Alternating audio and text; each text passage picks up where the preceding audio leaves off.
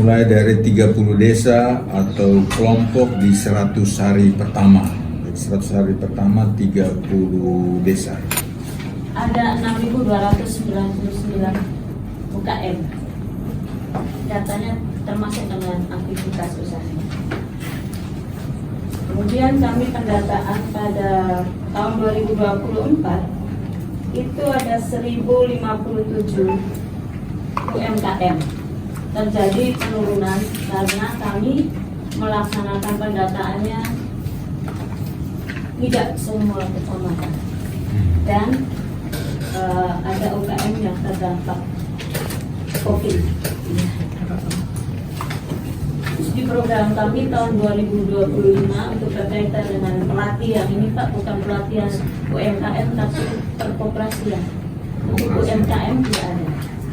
Pelatihan ini tahun sebelumnya dari dana DAP non fisik Pak, tapi pada tahun 2025 ini dana DAP non fisiknya tidak ada, tapi ada pelatihan yang berasal dari daun itu 149 sebelum diefisiensi. Ini koperasi Pak, 2 kali pelatihan.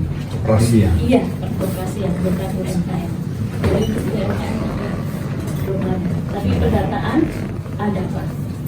Bantuan ada untuk 10 UMKM yang kami sudah data tahun kemarin itu 10 dengan total jumlahnya 50 juta. Itu sudah bisa selesai. Tahun 2021 dari dana DAP non fisik pelatihan untuk UMKM 30 wirausaha. Personal atau kelompok? Personal. Diklat tahun 2022 30 orang juga. Ini untuk pemula Pak. Ya, terima kasih. Usaha pemula. Ya. Tahun 2023 40 wirausaha pemula dan 45 UKM. Tahun 2024 diklat kerajinan tangan 30 dan pengolahan genetik 40 UMKM. Saya kira kita membuka ruang untuk semua, tetapi tentu jumlahnya bukan 30 orang toh, Ya. satu kelompok, satu desa sekitar 10 orang ya. Dengan bantuan 50 juta per kelompok. Bantuan 50 juta per kelompok. Samping desa yang urusan ekonomi juga. Selama ini juga pendampingan PNPM macam-macam. Di luar itu juga ada jagoan-jagoan yang tidak masuk dalam institusi, yang lebih jago dari yang sudah terinstitusionalisasi. Kemilu Stupen, Putri Patani mereka yang ada di Kotkop Arisan Ilmu. Jadi itu juga nanti kita timbang. Intinya kita cari pendamping-pendamping yang baik, lalu kita kasih mereka latihan. Soal latihan saya sudah komunikasi sama Bina Swadaya Konsultan. Konsultan Bina Swadaya akan memberikan pelatihan di situ. Sudah separuh jalan itu tinggal menjalaninya saja, kita koordinasi untuk kelompok mana saja, pelatihannya kapan, bantuannya diserahkan. Tapi terutama pekerjaan berat. Konsen kami itu kalau UMKM sudah jelas tadi di bawah konsennya apa? Koperasi. Kalau di PMD kita biasa masuk melalui pintu BUMDes. Sebagaimana Bupati juga sudah mengetahui kondisi BUMDes kita saat ini seperti apa, sehingga mungkin nanti kami berkolaborasi saja. Berkolaborasi nanti mungkin perlu ada rapat bersama sehingga kami nanti masuknya lewat mana, karena ini konsennya kan lebih pada UMKM yang selama ini memang di bawah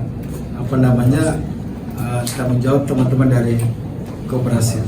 Mungkin nanti kami ambil peran di mana, mungkin nanti kami berkaitan dengan pola pengembangan ekonomi berbasiskan kelompok ini, mungkin kita perlu juga harus memikirkan apa secara lebih cermat lagi, karena pengalaman yang saya amati sejak program PNPM PNPM kita pernah punya anggur merah, pernah punya gerbang emas, semuanya itu polanya kelompok. Dan setelah kita teliti ternyata pola kerja kelompok itu cenderung gagal karena nanti satu tunggu satu. Biasanya usaha-usaha yang berbasis individual tuh itu mereka lebih berkembang karena tanggung jawab secara individual. Tapi pola kelompok ini yang saya amati selama ini seringkali gagal karena di tingkat mereka itu seringkali tidak kompak melakukan usaha secara bersama-sama. Seringkali berkelahi di situ soal pembagian usaha, lalu kemudian saat istilah ketika beraktivitas itu biasanya saling tunggu satu pembagian tugas pekerjaan sering tumpang tindih dan lain sebagainya. Akhirnya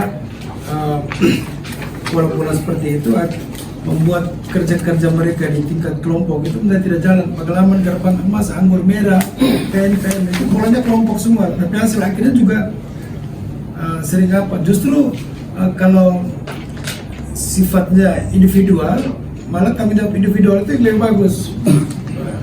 Kemungkinan kita akan kaji lebih baik lagi. Kalau memang benar, sama-sama kita lihat kelompok itu penyakitnya pengorganisasian, kelompok orang mabuk mengorganisir orang mabuk, dan katakan kelompok tani kan terbukti gagal gitu ya. Yang kedua juga soal modal juga.